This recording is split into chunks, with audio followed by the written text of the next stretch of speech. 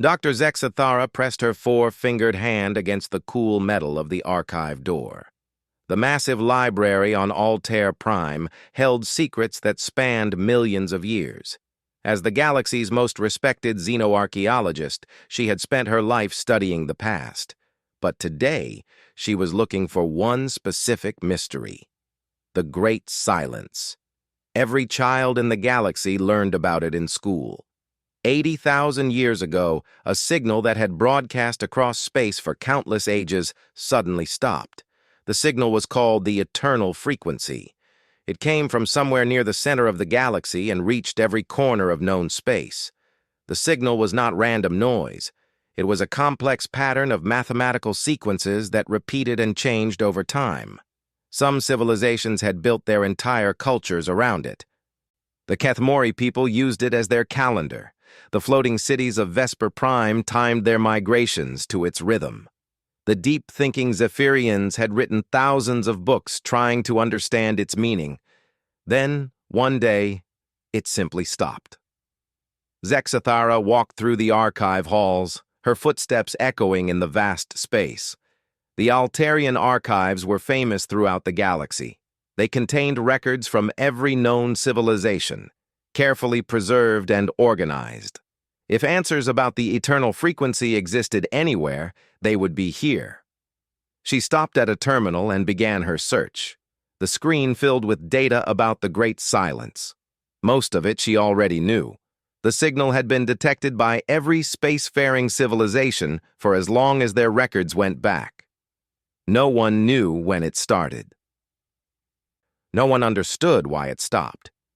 But buried deep in the oldest files, Zexathara found something different. The files came from a civilization called the Viridian Empire. They had existed millions of years ago, before most current species had even evolved intelligence. Their records were fragmentary and hard to translate, but one document caught her attention. It was a research report about the eternal frequency. The Viridian scientists had been studying the signal for thousands of years. They had noticed something that other civilizations had missed. The signal was not complete. According to the Viridian analysis, the eternal frequency was only half of a conversation. It was broadcasting a question, but no one was giving an answer. The report suggested that the signal was waiting for a response. A very specific response. Zexathara leaned forward, her heart beating faster. The Viridians had discovered that the signal came from an artificial source. It was not a natural phenomenon like a pulsar or quasar. Someone or something had built a transmitter of incredible power and complexity. The report called the builders the predecessors. According to the Viridians, these predecessors had vanished long before even their ancient civilization had emerged. But they had left behind this signal as a message to the future. The message was a test. Zexathara read further. The Viridian scientists believed that the eternal frequency was designed to find intelligent life in the galaxy. But not just any intelligence. It was looking for a specific type of mind, a mind that could understand the pattern and provide the correct response. The report contained the Viridians' attempts to solve the test. They had used their most advanced computers and their greatest scientists. They had tried for thousands of years. They had failed. According to their calculations, the test required more than just mathematical knowledge or technological advancement. It needed something else, something they called chaos wisdom, the ability to find patterns that should not exist and create solutions that defied logic. The Viridians had concluded that such a mind was impossible. No rational intelligence could think in such contradictory ways. They believed the test was unsolvable. But they were wrong about one thing. The signal had not stopped because the predecessors gave up. The Viridian records showed that the signal continued for millions of years after their civilization fell. It only stopped 80,000 years ago. Zexathara sat back in her chair. 80,000 years was recent history in galactic terms. What had happened at that exact moment? Why had the signal chosen to stop then? She began searching for other records from that time period. Most civilizations from 80,000 years ago were still primitive. The great galactic powers of today were just beginning to develop space travel. The Kethmori were still living in tree cities.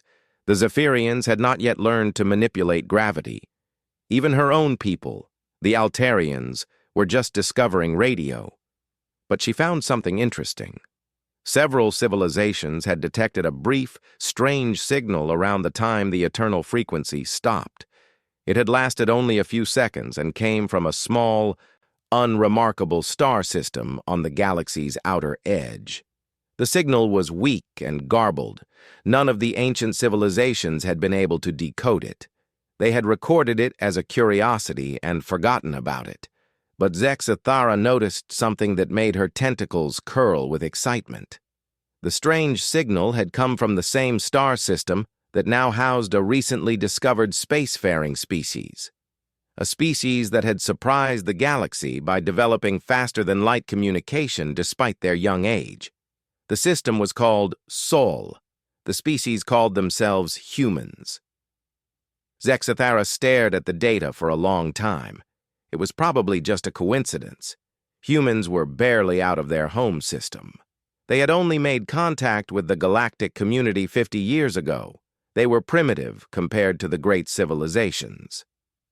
Their technology was crude, their science basic, but the timing was suspicious. And the Viridian report nagged at her mind.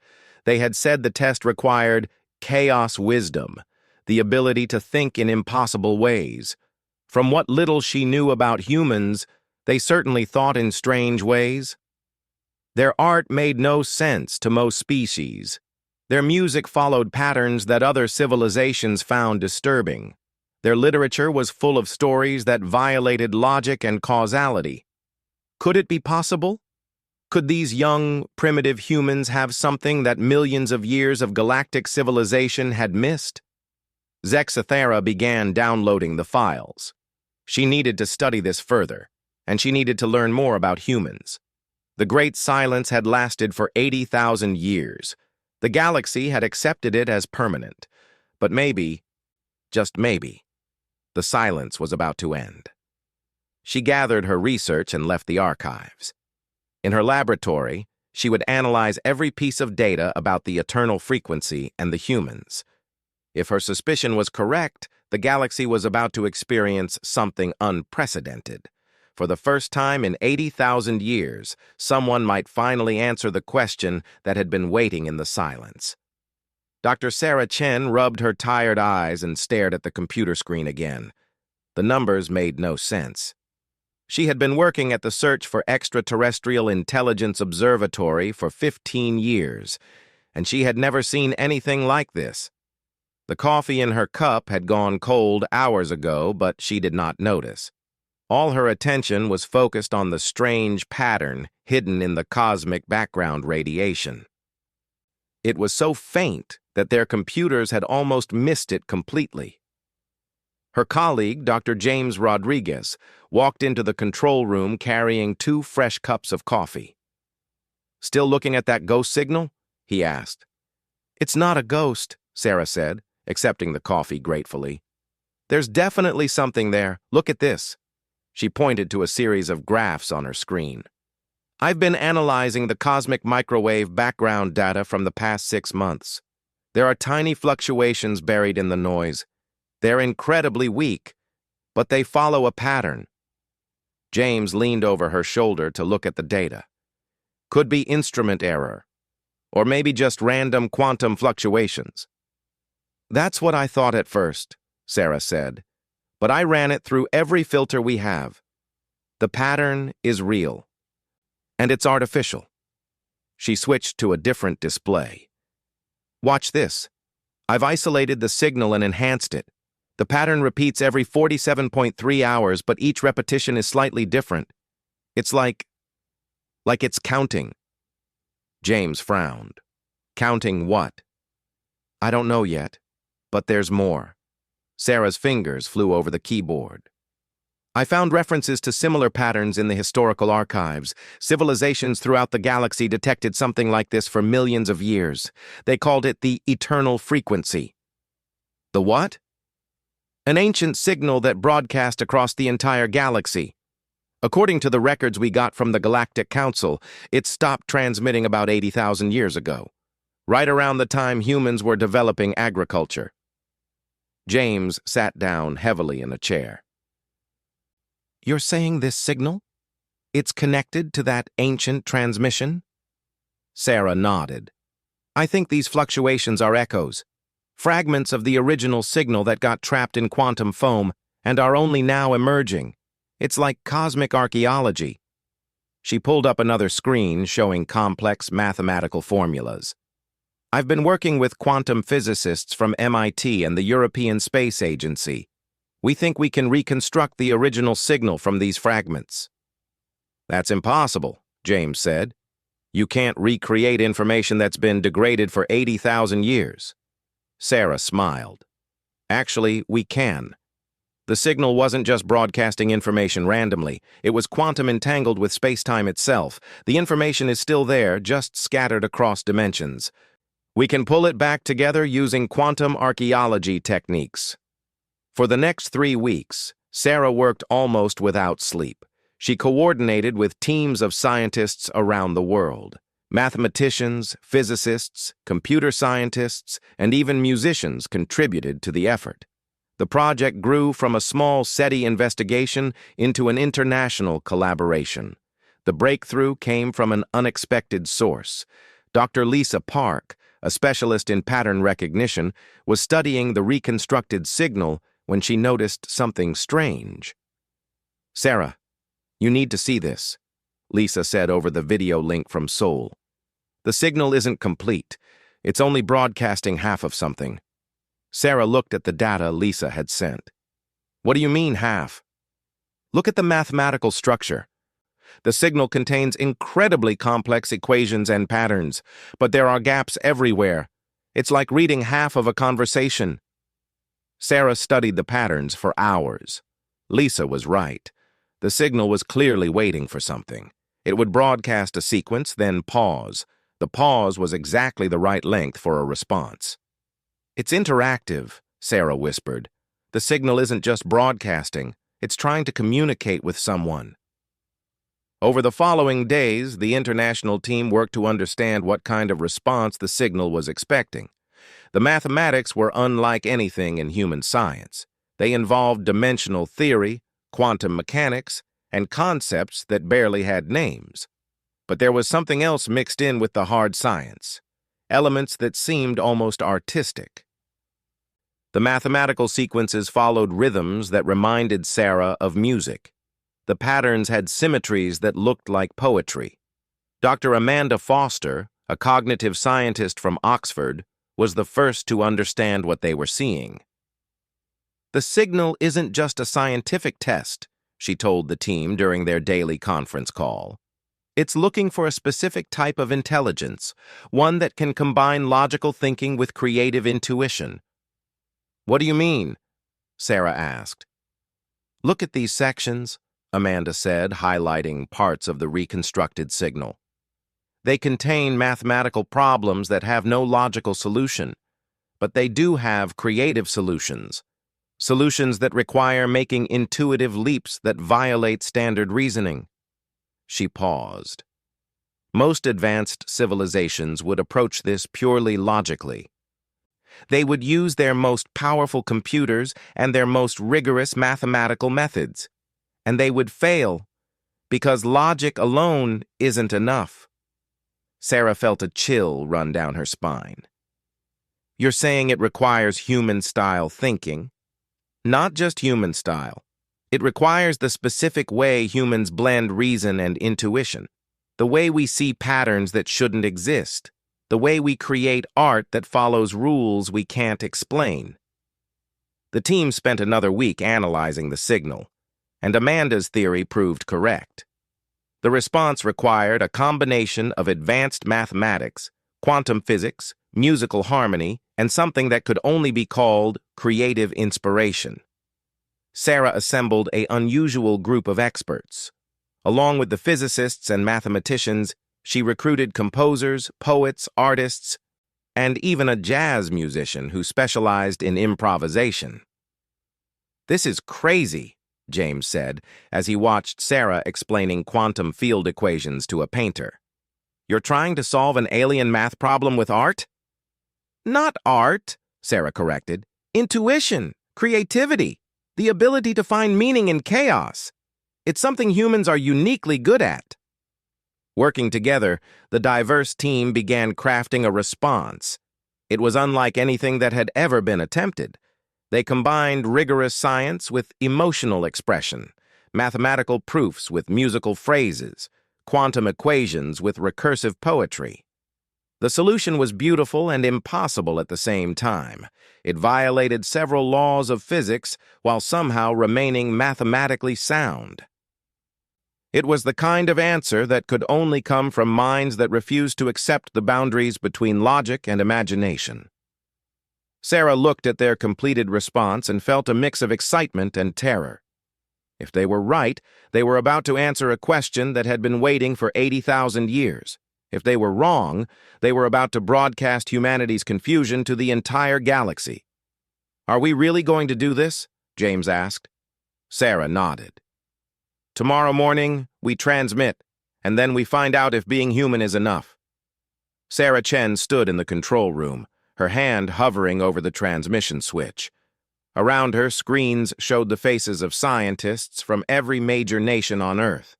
In orbit above, 3 deep space communication arrays had been specially modified for this moment. "All stations report ready," announced Director Williams from the European Space Agency. "Transmission will begin in 60 seconds. Sarah looked at the data one more time.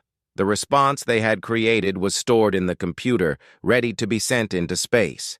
It contained mathematical formulas that solved impossible equations, musical sequences that followed quantum harmonics, poetry written in the language of dimensional physics. It was either humanity's greatest achievement or their most spectacular failure. 30 seconds, Williams called out. Dr. Rodriguez squeezed Sarah's shoulder. "Whatever happens, we tried something no one else could." Sarah nodded. Around the world, radio telescopes and deep space monitors were preparing to record the transmission. If their response was correct, they expected something to happen. They just did not know what.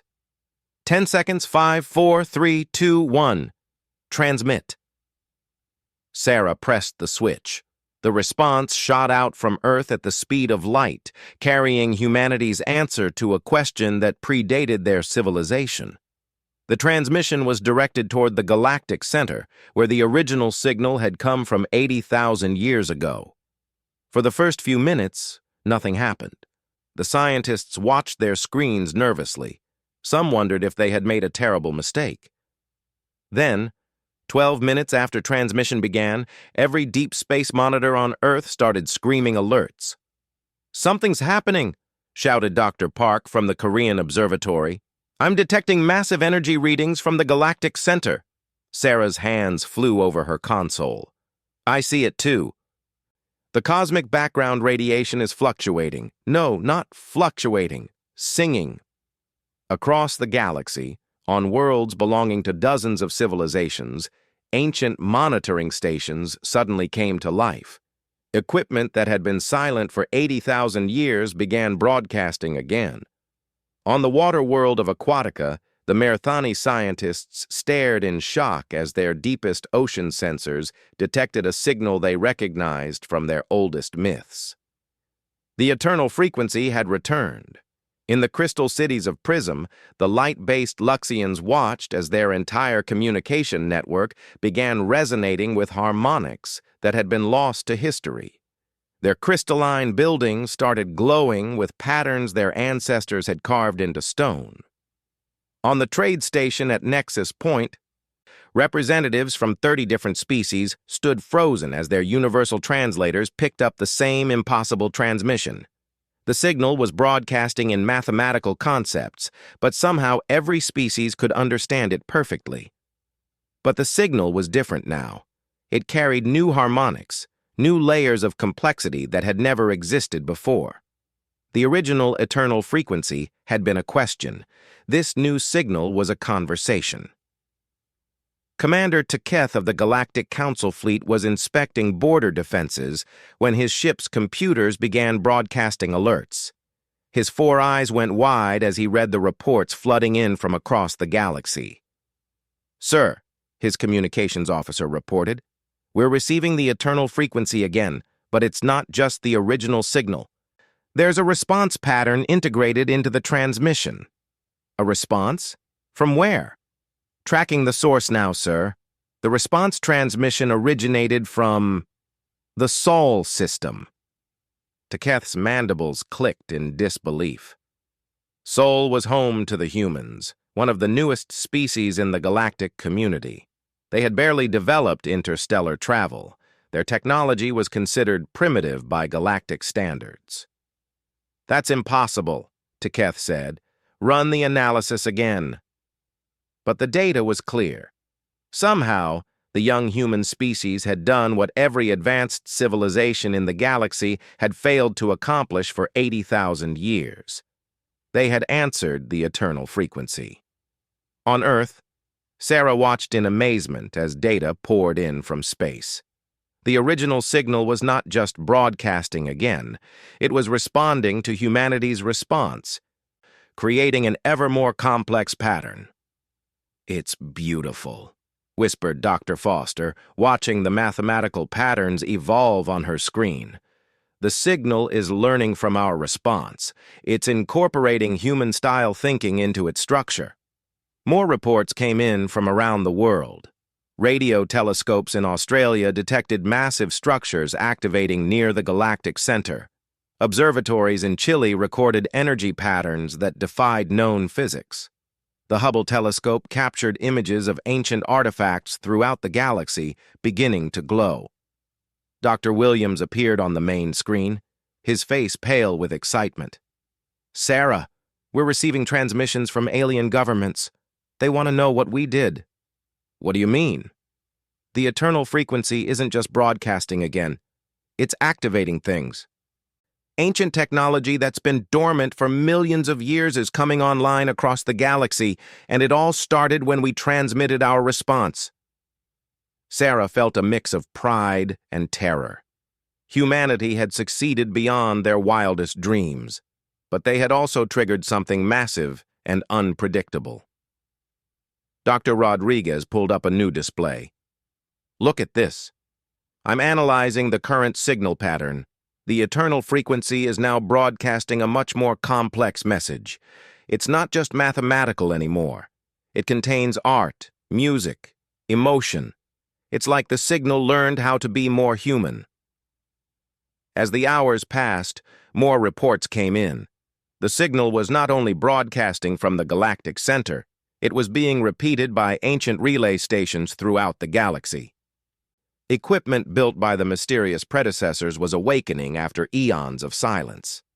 But the most amazing discovery came from Dr. Park's team in Korea. They had been analyzing the quantum structure of the new signal when they found something incredible. "The signal is unlocking information," Park reported. "Hidden data streams are becoming visible throughout the galaxy. It's like the predecessors left behind an enormous library, and humanity's response was the key to access it." Sarah looked at the incoming data with wonder. Star charts showing the location of ancient ruins, technical specifications for technologies beyond human understanding, historical records from civilizations that had vanished before Earth's sun was born. The galaxy had been transformed in a single day. The Great Silence was over, replaced by a symphony of information and discovery. And at the heart of it all was humanity's response, teaching an ancient signal how to think like a human. As night fell over the observatory, Sarah stepped outside to look at the stars. The galaxy looked the same, but she knew it was completely different now. Somewhere out there, alien civilizations were trying to understand how a young species had accomplished the impossible. The answer was simple and complex at the same time. Humans had succeeded because they refused to believe that logic and creativity were opposites. They had solved the unsolvable by embracing the contradictions that other species found impossible. Sarah smiled as she watched the stars. Humanity had just introduced the galaxy to a new way of thinking, a way that combined reason with imagination, science with art, logic with dreams. The conversation that had waited 80,000 years for an answer was finally beginning, and it would never be the same again. Commander Teketh stood on the bridge of his flagship as it approached the Sol system. Around him, his crew worked quietly at their stations, but he could sense their nervousness. They were about to make first official contact with the species that had shaken the entire galaxy. 3 weeks had passed since the humans had answered the eternal frequency. 3 weeks of chaos, wonder, and uncomfortable revelations for every advanced civilization in the galaxy. Teketh's personal communicator chimed. The face of Chancellor Vexandra appeared, her tentacles writhing with barely controlled frustration.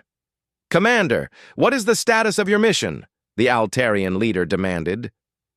"We will arrive at Earth in 6 hours, Chancellor," Teketh replied. "But I must ask again.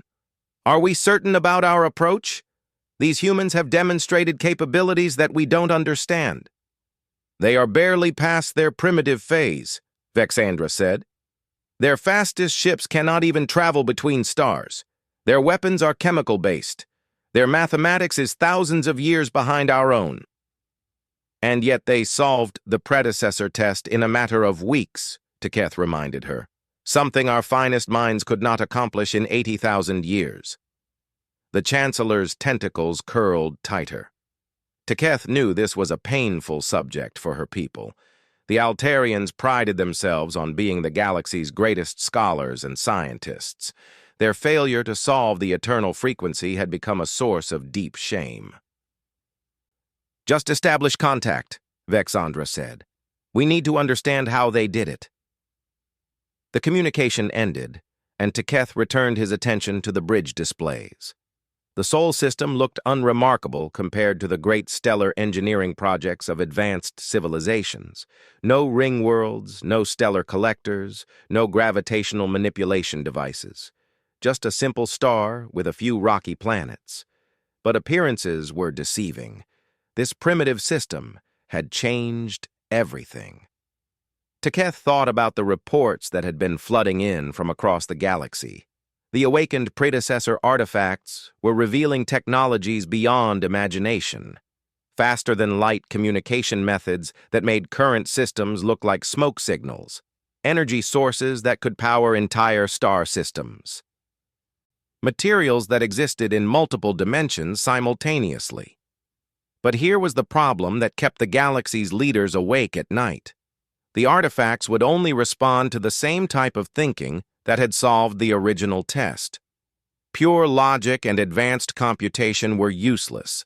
The artifacts required the strange blend of reason and creativity that humans called intuition. Several civilizations had already tried to replicate the human approach. The results had been disasters. The Zephyrian Collective had attempted to program their quantum computers to think creatively. The machines had become confused and crashed, taking their entire data network with them. The Crystalline Concord had tried to train their most logical minds to think chaotically. The experiment had driven 3 of their greatest thinkers to complete mental breakdown. Even Teketh's own people, the warrior Keth Mori, had failed. Their attempts to approach the artifacts with what they thought was human-style thinking had resulted in nothing but frustrated roars and damaged equipment. Only the humans seemed to possess the right kind of mind. As Teketh's ship entered Earth's solar system, he received a transmission from the planet.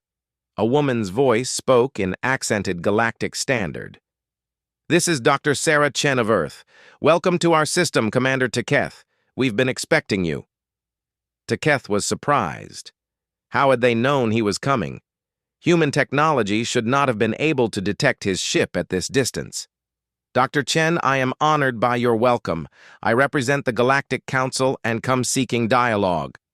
"We would be happy to meet with you," Sarah replied. "But first, could you help us with a problem? We've activated something we don't understand, and we're worried we might have made a mistake." Teketh felt his heart skip. What kind of problem? We'll show you when you arrive. Don't worry, it's not dangerous. Just confusing.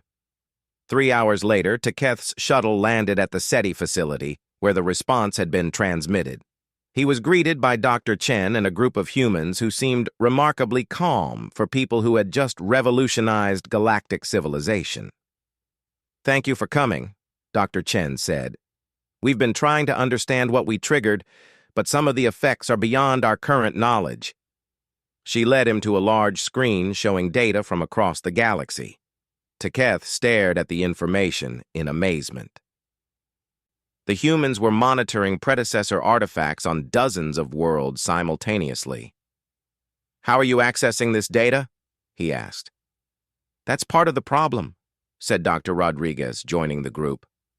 "When we answered the signal, something unexpected happened. The predecessor network didn't just activate, it connected to our computer systems. We're now linked to ancient databases throughout the galaxy." Teketh felt his knees weaken. "You have access to predecessor archives?" "Some of them," Dr. Chen nodded. "But we can't read most of the information. It's written in concepts that don't translate to any known language. We were hoping the Galactic Council might help us understand what we're looking at." Teketh realized he was witnessing the most important moment in galactic history. These humans had not only solved the predecessor test, they had been granted direct access to the archives of the galaxy's most ancient civilization. "Dr. Chen," he said carefully, "I think you misunderstand the situation. The Galactic Council has been trying to access those archives for millions of years. Every civilization in the galaxy has searched for predecessor technology. You haven't found something we can help you understand. You've found something we desperately need your help to access." The humans looked at each other with expressions Teketh was learning to recognize as surprise. "Oh," said Dr. Foster. "We didn't realize. We thought this was normal for advanced civilizations." Teketh almost laughed. Normal? These primitive humans had accomplished something that the collective effort of dozens of species over millennia had failed to achieve. And they thought it was normal. Over the next several hours, the humans showed Teketh what they had discovered. The predecessor archives contained the history of the galaxy going back hundreds of millions of years, technologies that could reshape matter at the quantum level, star maps showing the location of artifacts scattered across thousands of worlds. But as Teketh had feared, the archives would only respond to human-style thinking. When he tried to access the information directly, the systems remained silent. When Dr. Chen touched the same controls, data flowed freely.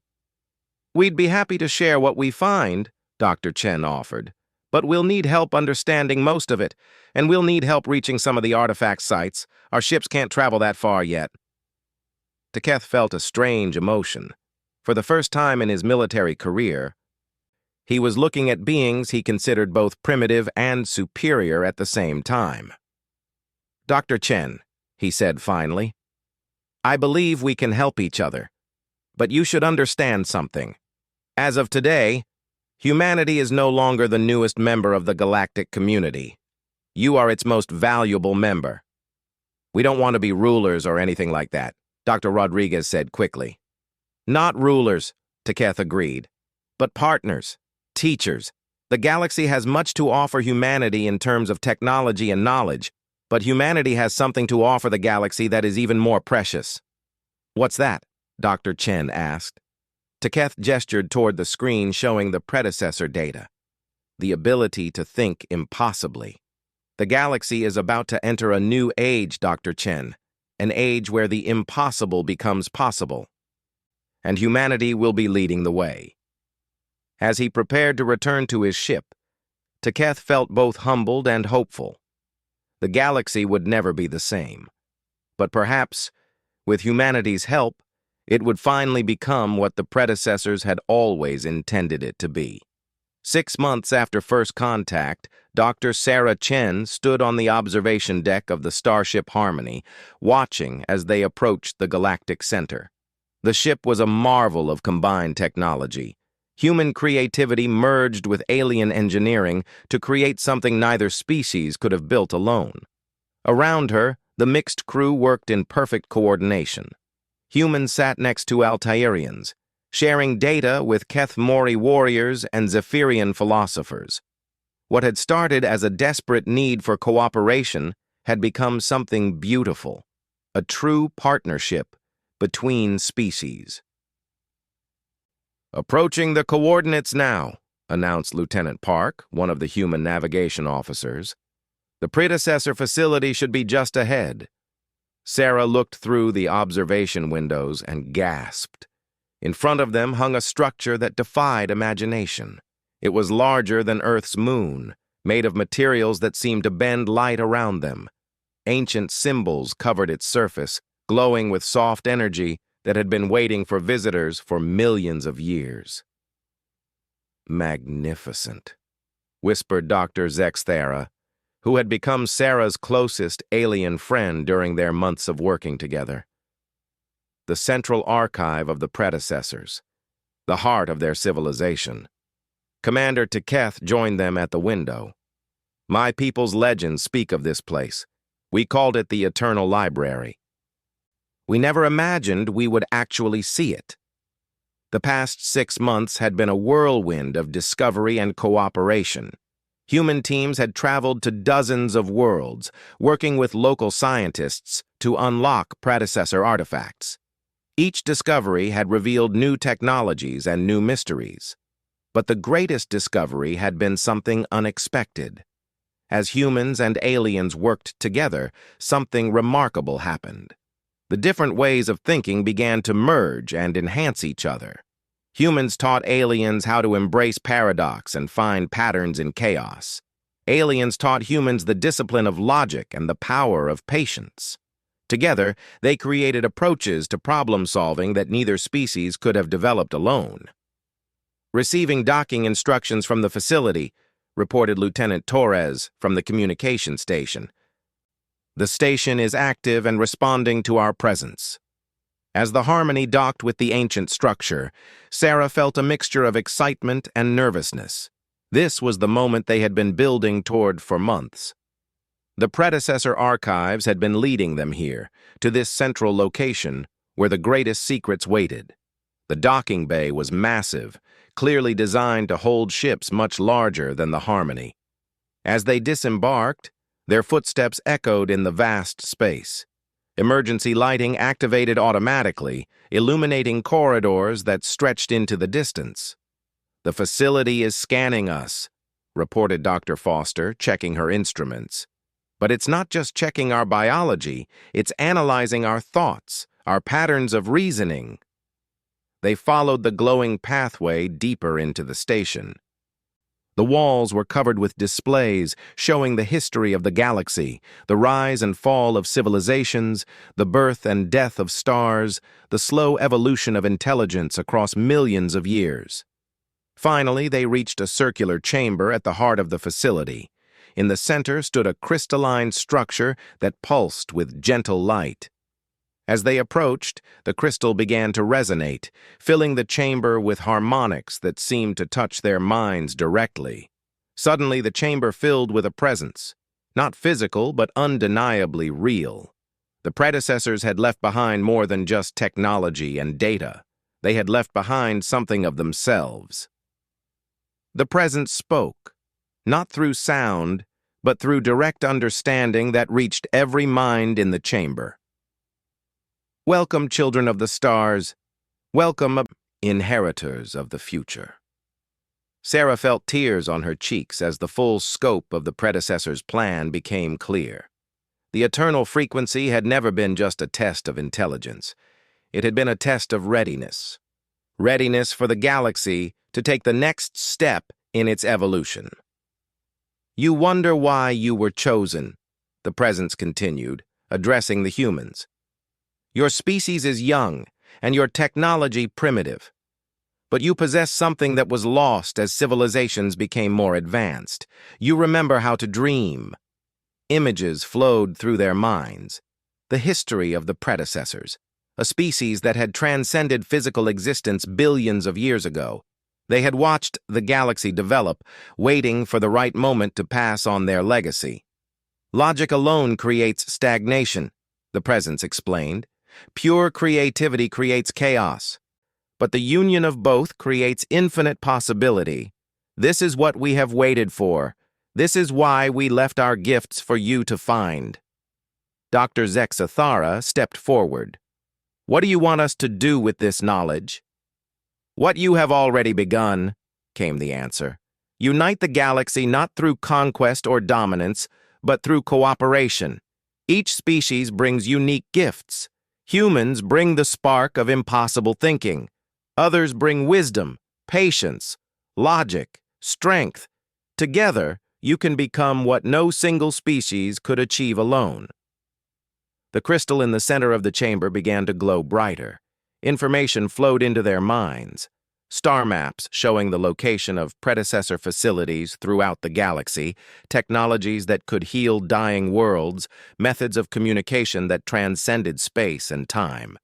But more than that, they received understanding. The purpose behind everything the predecessors had built.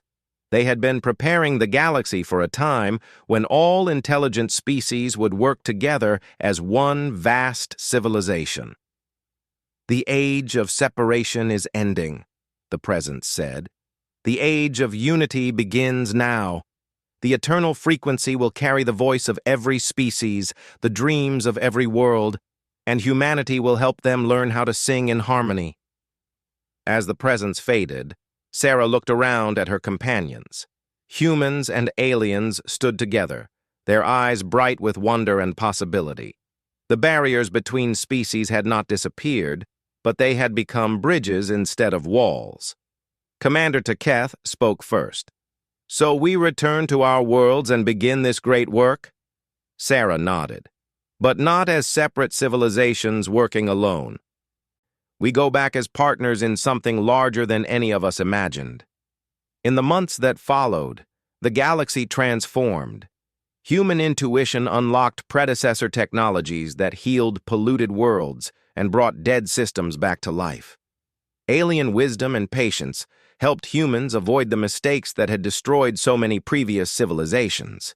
The eternal frequency evolved into something new, a galactic communications network that carried not just data, but emotions, art, music, and dreams. Every species contributed their unique voice to the growing symphony. Dr. Sarah Chen, now Director of Galactic Cooperation, often stood in her office on the space station that orbited Earth and listened to the signals coming from across the galaxy. The Zephyrians were teaching humans the mathematics of beauty. The Kethamori were learning human poetry. The Altarians were discovering that sometimes the best answers came from the heart rather than the mind. The Great Silence was over. In its place was something the galaxy had never known before. A conversation that included every voice, every dream, every impossible idea that intelligent beings could conceive. And at the heart of it all was humanity's gift to the galaxy, the courage to believe that the impossible was just another word for something they had not figured out yet. The signal that had waited 80,000 years for an answer had become the foundation of a new age. An age where the galaxy learned to think and dream together, creating wonders that no single species could have imagined alone. The stars were no longer distant points of light. They were neighbors, partners, and friends in the greatest conversation the universe had ever heard. And it was just the beginning.